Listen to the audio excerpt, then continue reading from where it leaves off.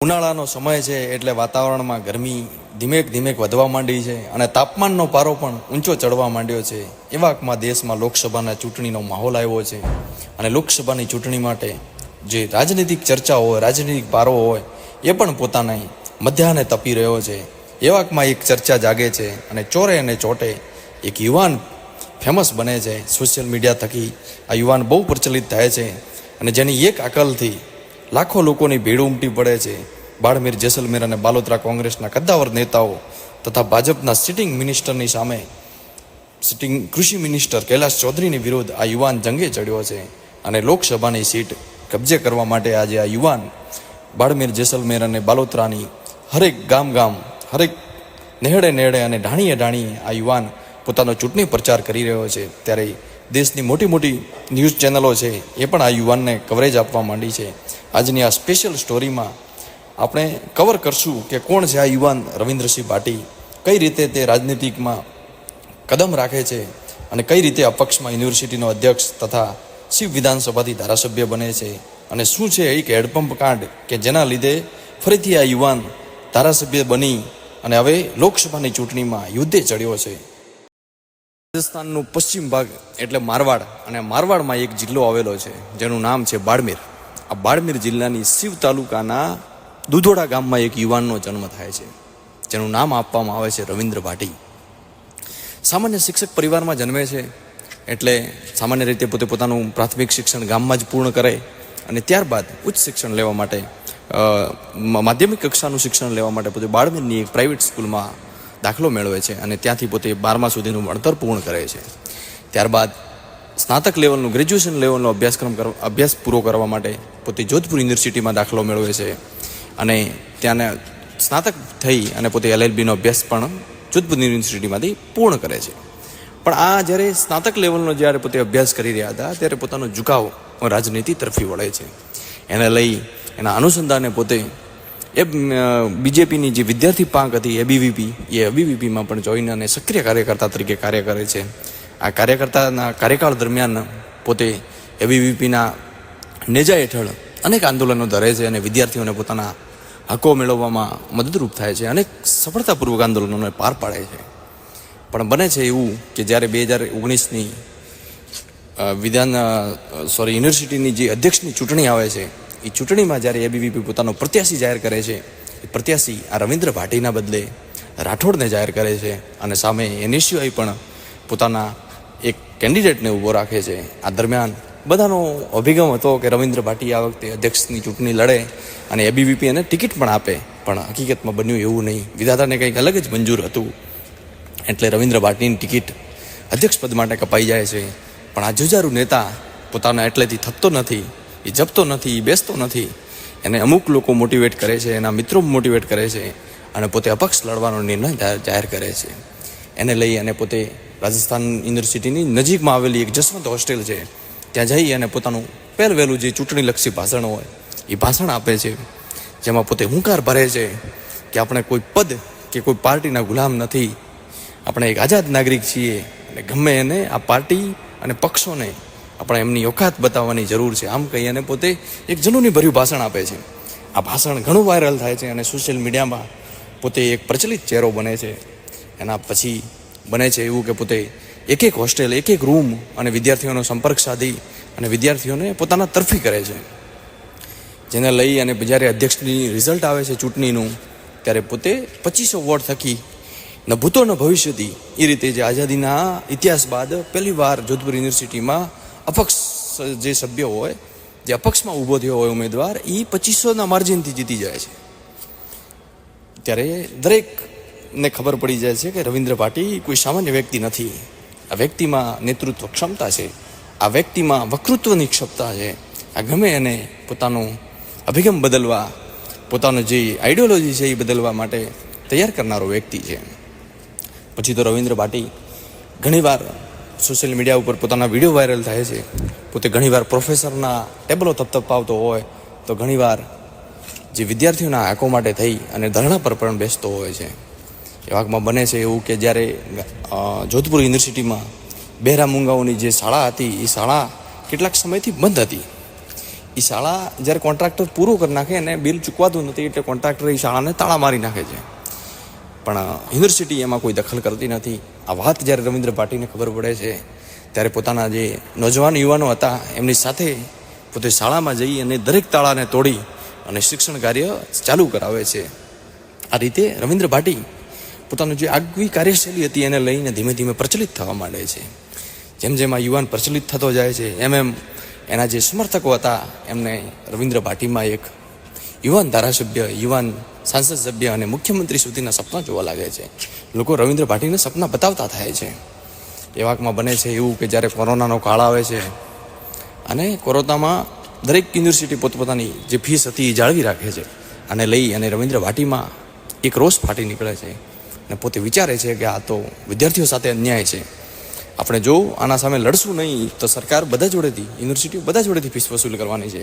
એને લઈને પોતે રાજસ્થાનની દરેક યુનિવર્સિટીનો દોરો જાહેર કરે છે, જેમાં ઉદયપુરની MLS યુનિવર્સિટી, આબુ રોડની university, Kota university, Jaipur university, Ajmer university અને આમ રાજસ્થાનની બિકાનેર સુધીની દરેક યુનિવર્સિટીને કવર કરી અને પોતે વિદ્યાર્થીઓમાં એક અભિગમ કેળવે છે કે આપણે આ એક લડત લડવાની છે.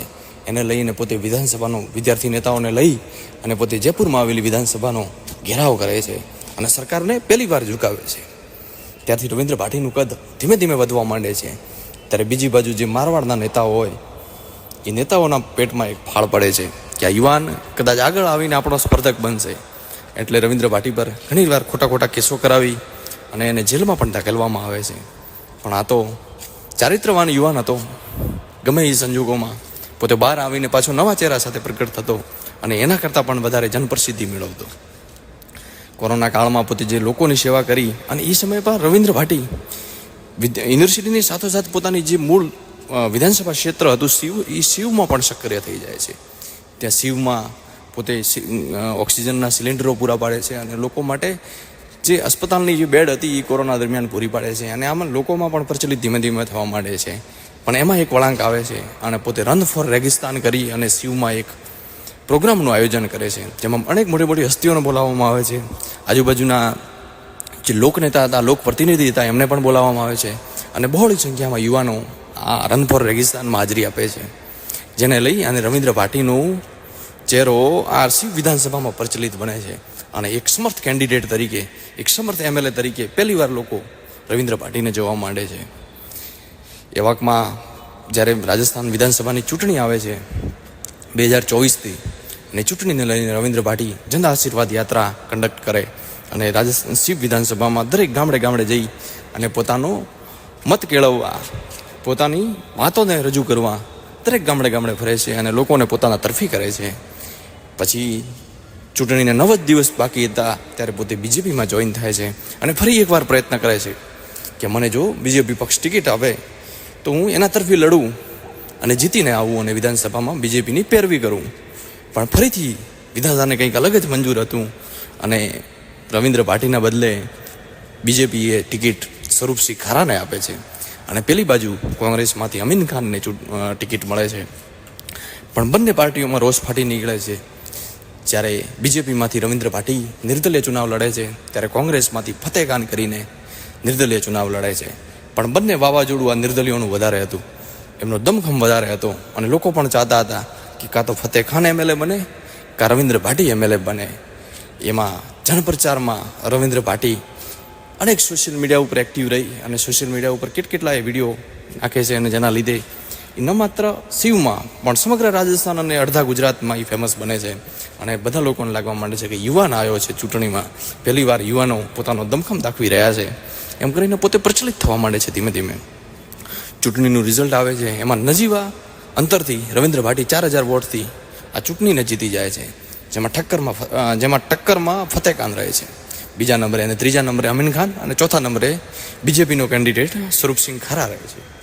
આ રીતે વિધાનસભામાં પહેલી વખત નિર્દલીય MLA તરીકે રવિન્દ્ર ભાટીની એન્ટ્રી થાય છે અને રવિન્દ્ર ભાટીનું કદ અચાનક જ વધી જવા પામે છે. પણ એક વસ્તુ હતી કે રવિન્દ્ર ભાટી હંમેશા યુવાનોની વાત કરતો, હંમેશા શિક્ષકોની વાત કરતો, બેરોજગારોની વાત કરતો. જે વિકાસ કોની પુગો, જે પાણી કોને પુગો, હું આ સભા મીના પાણી મીના જોડનું એમ મ્યાળી વિચારધારા है. જે સડક કોની પુગી, જે अस्पताल कोनी पुगा, जे डंगरी स्कूला कोनी पुगी, वे घर घर तक पुगणु मारी विचारधारा है। साहब एक बे दिना रमीना या एक दो महीना रमीना हो सके कोई बदलाव को नहीं आ सके, पर थाना तो 10-10 साल दिना था की करे वागरा भरिया, बताओ तो सही। સીટ હતી એમાં કૈલાશ ચૌધરી કરીને સિટિંગ કૃષિ મંત્રી, ભારત સરકારના જે રાજ્ય સરકારના કૃષિ મંત્રી કહેવાય, એવા કૈલાશ ચૌધરી હતા બીજેપીમાંથી।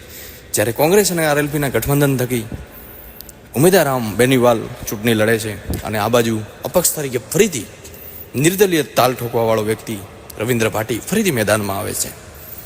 અને આ વખતે જે લોકસભાની જે ચૂંટણી છે એમાં એક માહોલ ઊભો કરી નાખ્યો છે। હવે તો રવિન્દ્ર ભાટી શિવમાંથી બહાર નીકળી અને સમગ્ર ભારતમાં પ્રચલિત થવા માંડ્યો છે। દેશની મોટી મોટી ન્યૂઝ ચેનલો પણ રવિન્દ્ર ભાટીના ઇન્ટરવ્યૂ કન્ડક્ટ કરવા માંડ્યા છે અને ભારતના નેશનલ સ્તરે રવિન્દ્ર ભાટીની નોંધ લેવામાં માંડી છે। લોકસભા ચૂંટણીના અનુસંધાને પોતે બાડમેર જેસલમેરના એક એક ગામડે જાય છે અને ત્યાં હજારો લાખોની ભીડ ઊભી કરે છે। એની સાથોસાથ પોતે જ્યારે ચૂંટણીનું ફોર્મ ભરવા જાય છે ત્યારે 1 લાખથી પણ વધારે જનમેદનીને જોઈ અને આઈબી રિપોર્ટ પણ નેશનલ મીડિયા સુધી પહોંચ્યા છે કે અહીંયા એક યુવાન આજે જે સરહદનું જે ક્ષેત્ર છે, જેને આપણે થાર કહીએ છીએ, જે રેગિસ્તાન કહીએ છીએ, જ્યાં રવિન્દ્ર નામનું એક વંટોળ ઊભું થયું છે અને આ વંટોળ કદાચ લોકસભા સુધી પહોંચશે, કદાચ દેશની સૌથી વડી પંચાયત આપણી જે સંસદ છે એમાં જઈને આ વંટોળ ઊભું રહેવાનું છે। અને લઈ અને બીજેપીના નેતાઓ પણ સક્રિય બને છે કે કઈ રીતે આ વંટોળને દાબવું અને કઈ રીતે બીજેપીને અહીંથી જીતાડવી। એના માટે થઈને માનનીય વડાપ્રધાનશ્રીનો પણ બાડમેરમાં કાર્યક્રમ રાખવામાં આવે છે, યોગી આદિત્યનાથનો કાર્યક્રમ રાખવામાં આવે છે। એની સાથે બીજેપીના અનેક સ્ટાર પ્રચારક, ભજનલાલ શર્મા કે જે રાજસ્થાનના મુખ્યમંત્રી છે, કંગના રણૌત કે જે પણ બીજેપીની એક સક્રિય કાર્યકર્તા છે, એમનો પણ સ્ટાર પ્રચારકમાં નામ છે અને પોતે પણ બાડમેર અને જેસલમેરમાં ચૂંટણી પ્રચાર તરીકે આવવાના છે। આમ કોંગ્રેસ અને બીજેપીના બંનેના સ્ટાર પ્રચારકો પરાફરતી અહીંયા દિલ્હી, બાડમેર અને જેસલમેરમાં ચૂંટણી પ્રચાર તરફે આવવાના છે। પણ બીજી બાજુ રવિન્દ્ર એનાથી પણ આગળ વિચારી અને પોતે બાડમેર જેસલમેરમાંથી બહાર નીકળી ત્યાંનું કાર્ય પૂર્ણ કરી અને ગુજરાત, મહારાષ્ટ્ર એટલે ગુજરાતના અમદાવાદ, આણંદ, વડોદરા, સુરત અને વલસાડ થઈ અને મહારાષ્ટ્રના મુંબઈ અને પુણેમાં થઈ બેંગલુરુ, ચેન્નઈ અને કલકત્તા સુધી પોતાની રેલીઓ આયોજન કરે છે અને જ્યાં પોતાના લોકસભા ક્ષેત્રના જે વ્યક્તિઓ રહે છે, પ્રવાસીઓ રહે છે, એમને પોતાના તરફી વોટ માંગવા અને વોટ નાખવા માટે પોતે વિનંતી કરવા જાય છે। એને લઈ અને એકમાત્ર એમપી એવો બને છે કે જે સમગ્ર દક્ષિણ ભારતમાં એકમાત્ર એમપીનો કેન્ડિડેટ એવો કે જે સમગ્ર દક્ષિણ ભારતમાં પોતાનો ચૂંટણી પ્રચારનો કાર્યક્રમ આયોજે છે। અને કહેવાય તો એવું છે કે જે પક્ષવાળા છે એના કરતાં પણ રવિન્દ્ર ભાટીનો આજે દમખમ વધારે છે, લોકો એને ચાહના વધારે છે। હવે તો ભવિષ્યના ગર્તમાં છે કે બાડમેર જેસલમેર સીટ કોણ કબજે કરે છે, રવિન્દ્ર ભાટી જીતે છે કે કેમ છે, કે ટક્કરમાં રહે છે, પણ એ તો આવનારી ચૂંટણીનું જે પરિણામ હશે એ જ જણાવશે।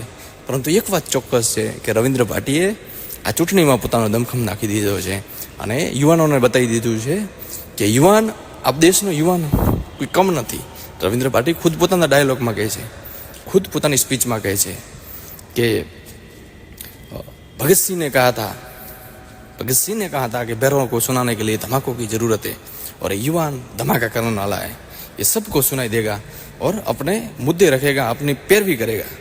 આમ કરીને જે રવિન્દ્ર ભાટીના જે ડાયલોગો છે એ પણ ઘણા સોશિયલ મીડિયામાં વાયરલ થાય છે અને એ પણ એક કારણ બન્યું છે કે રવિન્દ્ર ભાટી આજે સમગ્ર ગુજરાત અને રાજસ્થાનમાં ફેમસ વ્યક્તિ બન્યો છે।